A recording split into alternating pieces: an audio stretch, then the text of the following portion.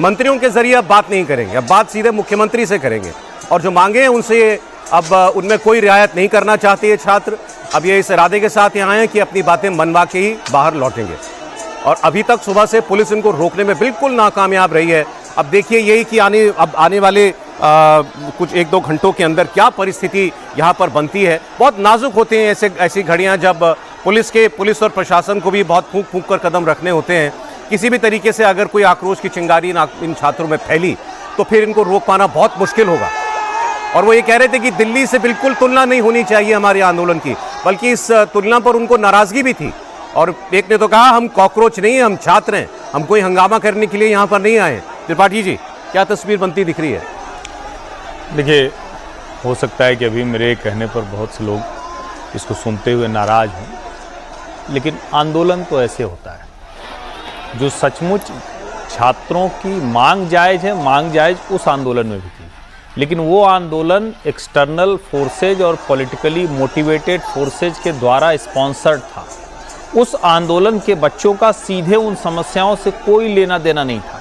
यहाँ इनकी नौकरी बिक गई सौरभ जी। यहाँ इनको पता है कि फलाना नेता का फलाना परिचित, फलाना रिश्तेदार, फलाना साला, भाई, दोस्त, वो बन गया पीसीएस, वो बन गया किसी जगह ARO, वो बन गया फॉरेस्ट का जो रक्षक होते हैं, वो सारी नौकरियां लेकर चला गया।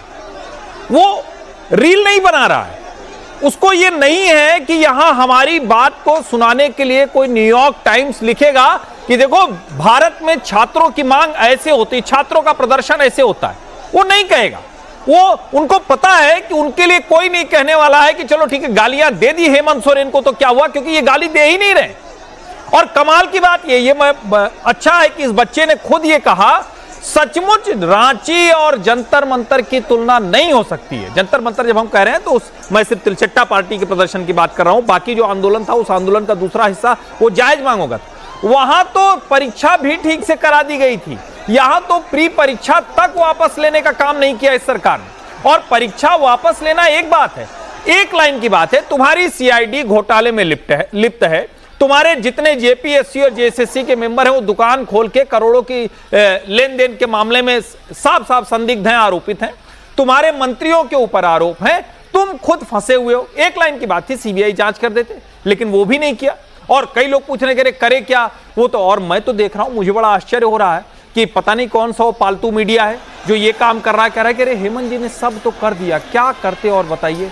उन्होंने JPSC को उसको हटा दिया, इसको गिरफ्तार कर लिया। अरे भाई 13 लोग तो नीट में भी गिरफ्तार हुए, और नीट तो सिर्फ एक एग्जाम था, और उसके बाद तो नीट का पेपर ठीक से हो भी गया।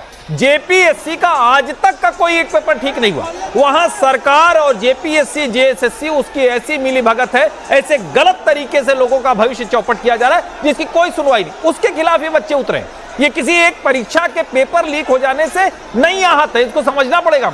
वो बरसों बरस तैयारी करते हैं, पता चलता उनका चला गया। कोई एक है, वो क्या नाम है, अभय तिवारी, रक्षित सिंह, वो खिंग्याते, वो क्या क्या है, ये सब दलाली का अड्डा खोल के बैठे। करोड़ों में नौकरियां बिक रही, रेट कार्ड तय है, इतना पैसा लेके जाओ नौकरी मिल जाएगी। उसके खिलाफ ये गुस्सा है। और मैं फिर कह रहा हूं, क्या हेमंत सोरेन में इतनी संवेदनशीलता नहीं थी कि इस बीच में वो एक दिन बुलाकर बच्चों से खुद बात कर लेते? कई लोग कह रहे हैं कि अरे PM नहीं मिले, यहाँ कौन जाके मिलाया, क्या मिले क्या वो।